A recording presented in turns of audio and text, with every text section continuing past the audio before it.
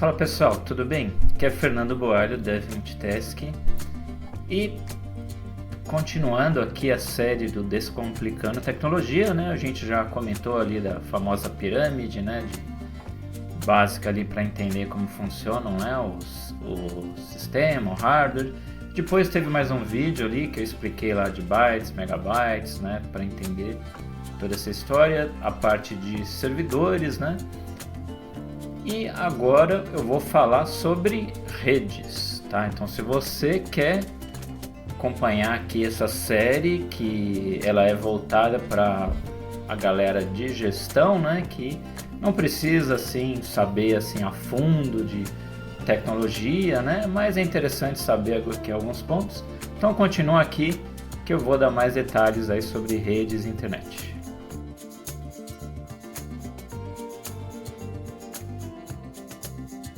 Tá, se você é novo aqui no canal, tá, dá uma olhada aqui nos outros vídeos, tá, que eu falo também de tem uma parte mais de back-end, mais técnica, tá, mas eu também falo algumas coisas de opinião, que tem mais a ver com carreira, tá, não são assuntos tão técnicos, tá. Ok, então vamos lá. Então, eu vou continuar aqui a nosso mini curso aqui de tecnologia, tá? E vamos aqui para questão de redes, tá? Então pense o seguinte: se você tem na sua casa aí, você lá assinou algum serviço de internet, né? Então você tem ou seu celular ou seu desktop, seu computador, ele está acessando a internet e você tem, por exemplo, uma impressora aí na sua casa. Tá, então quando você tem o seu computador ou seu celular que acessa a impressora, tá?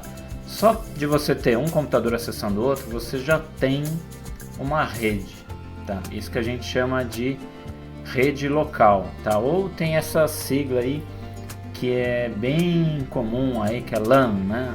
A gente você já deve ter ouvido lá atrás, né, as famosas LAN houses, né? Esse termo LAN é Local Area Network, né? Então basicamente isso, são redes locais, tá? Então, bom, eu vou falar aqui também, né, sobre rede, internet, né? E como a gente caiu nesse mundo de tecnologia e com as duas coisas mais ou menos juntas, né? Às vezes fica na dúvida quem que veio primeiro, tá? Então na verdade quem veio primeiro foram as redes, tá? A internet ela veio depois, tá? Então imagina o seguinte, então eu dei um exemplo de uma rede local aí da sua casa, mas lá na sua empresa, na empresa que você trabalha, se você tem ali o desenvolvedor que ele acessa lá um banco de dados, ele também está usando uma rede local, só que a rede local da empresa, né? E se você, por exemplo, você tem uma empresa que tem várias filiais, tá? Então você imagina que tem uma empresa lá que tem uma filial no Rio de Janeiro, uma filial em Recife, né? Então ela precisa, vai ter computadores, por exemplo, em cada uma dessas filiais, né? Para eles conversarem entre si, né, você tem essa rede maior, né? Então você tem essas chamadas WAN, tá? Redes longa distância, tá? Mas esse termo já não é muito comum, tá? Mas se você ler em algum lugar, você já sabe o que é, né? Tá.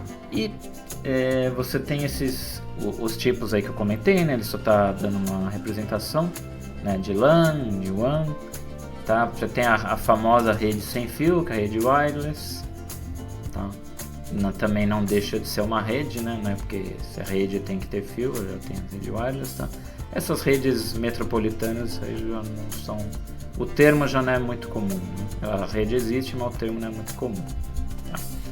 Agora, o que é importante entender, né? Assim, existem essas redes, né?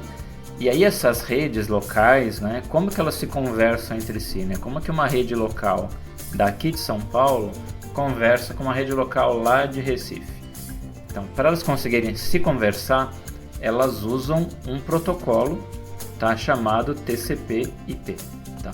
O IP, tá? Na verdade, ele inclusive a sigla significa Internet Protocol, né? Então ele funciona através da internet. Tá? Existiram outros protocolos, tá? Que também não vale a pena, só se você tiver interesse, né, na história aí, mas os protocolos tentaram assim ser o padrão, mas hoje o padrão mesmo é o TCP/IP. Tá? Então, se você tem uma rede que vai se conectar com outra rede de outro país, de outro lugar, vai ser TCP/IP. Tá? E é importante também entender que esse mesmo protocolo é o que funciona aí na sua casa, tá? Em redes locais também. Então, o seu celular ele conversa lá com a sua impressora, por exemplo, também via TCP/IP. Que mais? Outra coisa importante para saber, tá? O TCP/IP, como ele fala aí, né, na especificação de endereço IP, ele tem essa característica, né, que ele é composto de 4 números, né, entre 0 e 255, como nesse exemplo aí, né, 192, 168, tá? E o que também é uma coisa importante, né, de entender, que não tá no slide aí, é que você tem 2 tipos de endereço IP, tá? Então,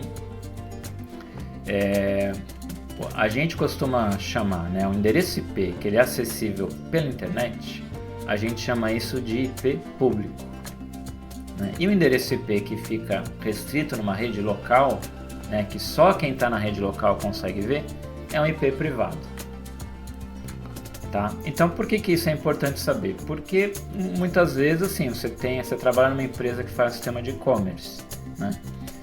Esse sistema de e-commerce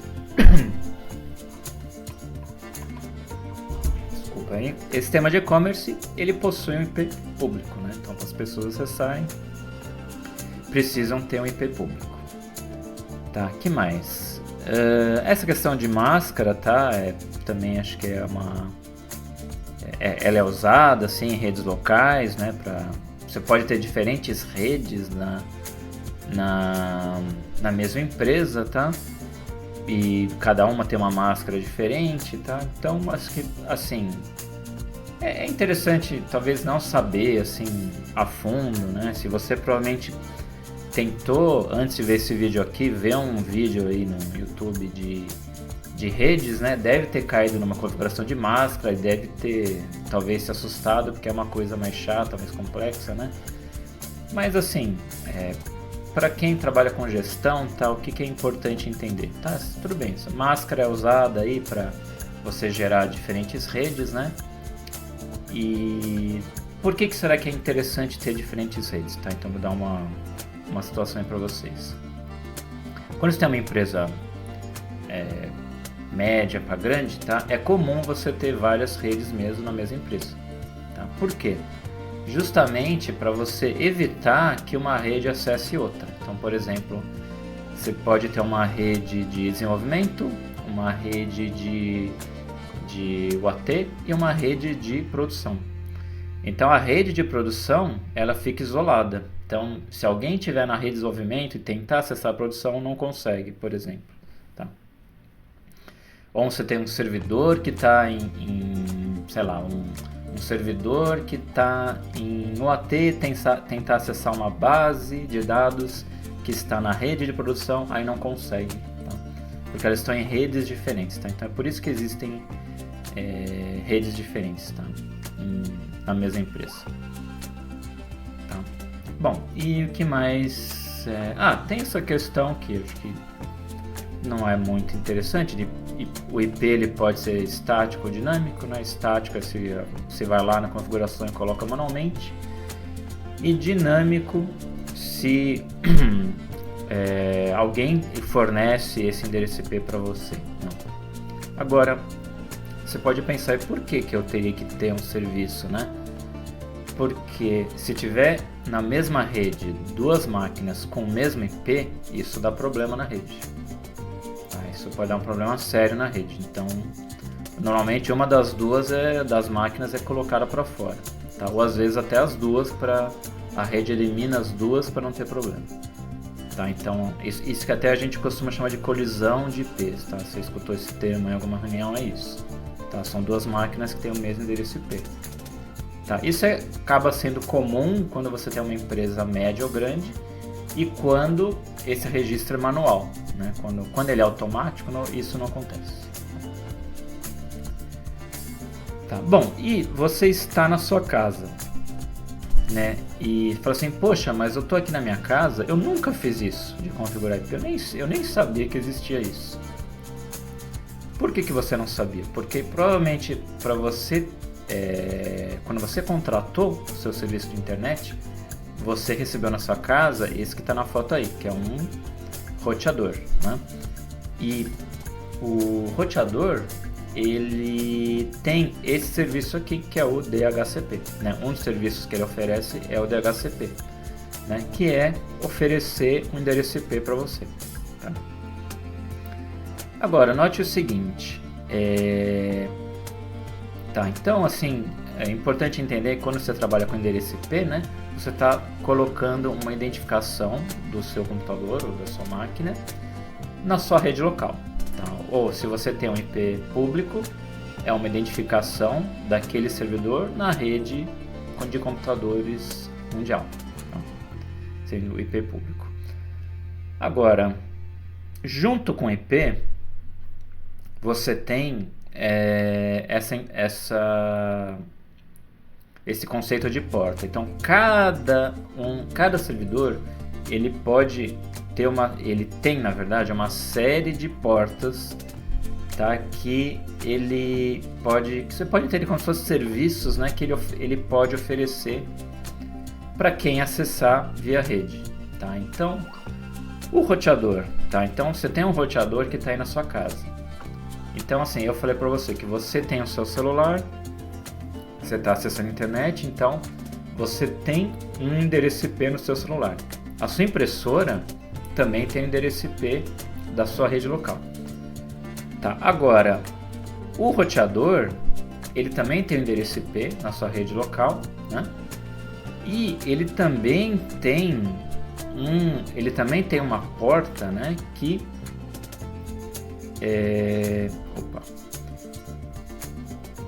vai oferecer alguns serviços para você, tá? Então você pode ter uma tela de administração desse roteador, você vai acessar pelo navegador via HTTP, é o que está destacado ali na porta 80, né? Ou você tem os sites mais seguros, né? Depois que veio o protocolo HTTPS, né? Mais seguro, então hoje em dia já é o padrão, né? Aí ele já usa outra porta, que é o 443, tá? Um outro exemplo aqui de rede, que acho que é o desse aqui. Então, assim, o exemplo clássico, né, de você acessar pela internet, né? Agora, o outro exemplo, se um desenvolvedor ele está numa rede da empresa e ele vai acessar, por exemplo, um banco de dados Oracle. Um banco de dados Oracle ele vai ter que ter um endereço IP, e se ele for instalado da maneira padrão, ele vai ter uma porta disponível, número 1521, que é onde vai quem for usar o banco de dados tem que se conectar. Tá? Então, sempre quando você vai acessar, a gente fala aqui de internet, de rede, então na verdade você sempre, além de acessar o endereço IP, você vai acessar alguma porta, né? Porque você vai usar algum serviço. Tá? Então, pode ser um serviço de HTTP, pode ser um serviço de e-mail, tá? Que é esse SMTP. Então você sempre vai acessar algum desses serviços. Tá? Pode ser um serviço de banco de dados, que é esse exemplo que eu dei, no Oracle, tá? Que é o 1521. Tá? E cada banco de dados aí tem a sua porta padrão. Tá? Cada serviço normalmente tem a sua porta padrão.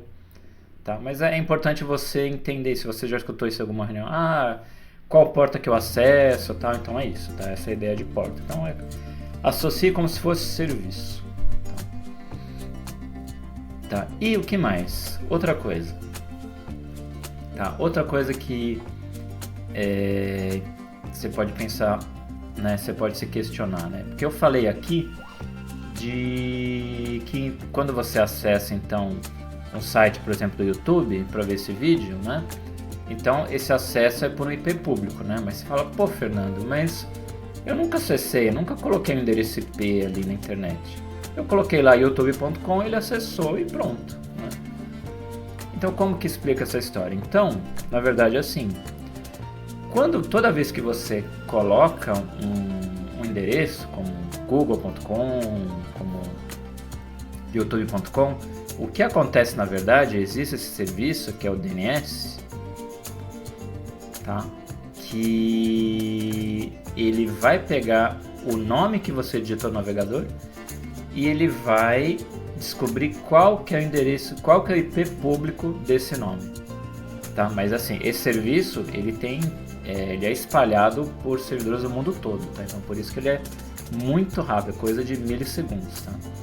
Então quando você põe lá google.com, ele vai bater em algum roteador aí da internet e que tem essa tabela, né, é uma tabela como se fosse assim, nome IP, né, nome IP público. E aí ele vai pegar esse IP público e devolver para sua máquina. E aí sua máquina vai lá e acessa o site verdadeiro. Tá? Então, na verdade, assim, quando você está no navegador, tá isso em qualquer rede, tá? Quando você acessar o seu navegador e tiver ali algum nome bonitinho, tá? Por trás daquilo, saiba que existe um serviço DNS que vai devolver o endereço IP e aí você vai conseguir acessar o seu serviço pelo navegador. Tá? Sempre funciona assim. Tá? E fala assim, poxa, mas isso parece um detalhe meio técnico, muito técnico. Será que é importante eu saber disso? Tá? Eu acho que é interessante saber porque muitas vezes dentro de empresas você também tem DNS. Tá? Então talvez você tenha até escutado essa reunião aí com o seu time que tem alguma coisa DNS, que não sei o que. Então saiba que assim, se você tem uma empresa média, normalmente empresa média ou grande, né, você deve ter sites na rede local, na intranet, né, como chama, que eles não são acessíveis fora, né, eles só são acessíveis dentro da empresa, mas eles têm o nome bonitinho lá, né. Então, sei lá, wiki. O nosso nome da empresa.com, né? Ele só é acessível lá dentro. Né? E como que isso funciona? Isso funciona quando você tem um DNS interno na empresa. Tá? Então isso é importante saber. Por isso que esse conceito aí que eu falei para vocês, tá? É importante saber porque você pode precisar saber disso em algum caso. Aí. Beleza, então essa é a ideia de DNS. Tá? O que mais? Então assim, se você tem, sei lá, um site de e-commerce, né, a sua empresa tem um site de e-commerce, ou simplesmente um site que vai vender algum produto, né, então isso vai precisar estar exposto para alguém usar, né, e isso é feito num serviço de hospedagem, tá? Serviço de hospedagem, né, é um serviço que você paga ali para alguma empresa fazer, então ela vai manter seus arquivos e ela vai colocar isso num IP público. Né? Então você consegue acessar de qualquer lugar no mundo, tá? E aí você pode, né, que assim, como é muito comum, né, você não divulgar aí por aí o IP público, você divulga o que? O nome do site, né? E aí, para você registrar esse nome do site, né, se você fizer isso aqui no Brasil, aí aqui no Brasil é uma entidade única que cuida disso, né? Antigamente lá era a FAPESP, agora é a Registro BR. Então ela que cuida dos registros de domínio do país, né? E ela faz isso de uma maneira muito organizada, que é por CNPJ, em alguns casos, dependendo do domínio, ela permite que a pessoa saia nesse CNPJ, né, com CPF, você consiga cadastrar um domínio, né? Então nesse ponto o Brasil ele é bem organizado. Então, se você comparar com o mercado americano, tá? Então, o mercado americano ele já delega isso para outras empresas. Então, uma outra empresa ela oferece lá o serviço de hospedagem e também de registro de domínio, né? E eles não têm muito controle de quem registra o quê, né? Então, se por exemplo se eu registrar o domínio devmultitask tudo junto, né? .com.br lá na FAPESP, registrei. Aí se alguém tentar registrar dev-multitask.com.br, aí provavelmente essa pessoa não vai conseguir registrar, tá? Porque eu já tenho um nome ali associado ao meu CNPJ, ao meu CPF. Tá? Então nesse ponto o registro BR ele é bem rigoroso. Tá? Já no caso americano não, isso se eu tivesse registrado devmultitask.com, outra pessoa poderia registrar dev-multitask.com sem problema nenhum. Tá? Inclusive tem um caso bem interessante, né, que é o da American Online, que em todos os países do mundo, né, ela conseguiu registrar a AOL, né, aí .com, sei lá, FR, enfim, várias coisas no mundo todo, mas no Brasil ela não conseguiu registrar porque já existia uma empresa que chamava American Online e já tinha registrado aol.com.br. Aí eu lembro que isso gerou um processo na justiça e eles perderam, né? Demorou um tempo, eles perderam. Ok, então vamos lá, continuando. Vou pegar uma linha. Tá. Bom, e o que mais, tá? Isso aqui é mais uma curiosidade, né? Que, assim, você tem esse serviço que eu comentei com vocês, né? Que é um serviço de um site funcionando, que aí você acessa isso usando HTTP, tá? Então isso é interessante saber, mas assim... Outra coisa também que é assim, normalmente são as empresas estatais, né, que tomam conta. Talvez você tenha ouvido esse termo backbone, né, que aí é como as internets entre os países, né, se comunicam, né, mas isso aí normalmente fica mais nas mãos do governo, né, mas talvez é interessante conhecer. E as empresas que oferecem são as ISPs, né, oferecem o serviço de internet. Bom, então assim, vamos tentar concluir, né, os principais pontos do vídeo, tá? Então, o que é interessante você terminar esse vídeo e você entender, né? Chegou até aqui, é interessante você entender esses pontos aí. Vamos lá. Então, primeiro, que você tem esse protocolo, né, de comunicação entre computadores. Tá? Então, os computadores que estão na sua casa, ou na sua empresa, ou no mundo todo, eles vão usar esse mesmo tipo de protocolo. Eles conversam do mesmo jeito, né? E você normalmente sempre vai associar não só o IP, mas também a porta, né? Então, o IP, né, o endereço IP, que seria a identificação daquele computador na rede, junto com a porta, né, que é o serviço que ele vai estar usando, né? O serviço HTTP, o serviço de e-mail, né? O Oracle tem o serviço dele, enfim. É isso aí, é um serviço que você vai estar usando. Tá? E aí você tem as redes de computadores, né? Que elas conversam com essa mesma língua, TCP/IP. E você tem esses tipos principais, né? As redes locais, as LANs, né? Lembra lá da LAN House? Tá?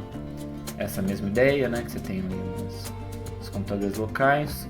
Aí você tem as redes corporativas, tá? O nome mais comum, vamos chamar de WAN. E você tem a rede mundial de computadores, que é a internet. Tá? São os três tipos de rede aí, os principais, né?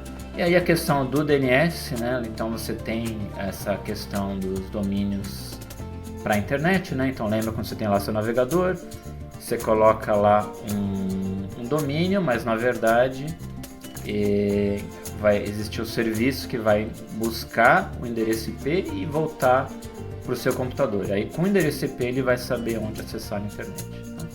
Então sempre lembre disso. Tá? E o Registro BR é o cara que toma conta dos domínios aqui do Brasil. É o único que faz isso. E nos Estados Unidos você tem vários, acho que um dos mais famosos é esse GoDaddy aí. Tá? Onde você vai registrar os domínios.com e alguns outros também. Tá? E lembrando que você pode ter DNS também na sua empresa. Tá? Onde ele vai também fazer a mesma coisa. Aquele nome que você coloca lá no navegador, ele vai direcionar para um IP da sua empresa. Então, um IP privado da sua empresa. O que mais? Então, você tem os esquemas de hospedagem, né? Que é um serviço lá que o ISP, Internet Service Provider, ele pode fazer ali para manter lá os arquivos lá do seu site e no endereço público. Um IP público, né? Então é isso que ele faz, tá? E finalmente você vai acessar um site em algum lugar, você vai ter o HTTP, né? Que ele vai conversar via TCP/IP na porta 80, tá? Ele foi foi o primeiro que surgiu lá atrás, no começo aí da internet, né?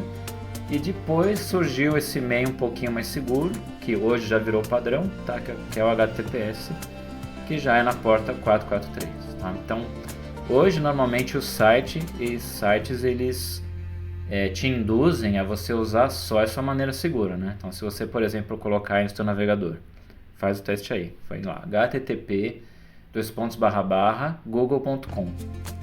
Aí ele vai bater no Google e o seu navegador ele já vai devolver com HTTPS, tá?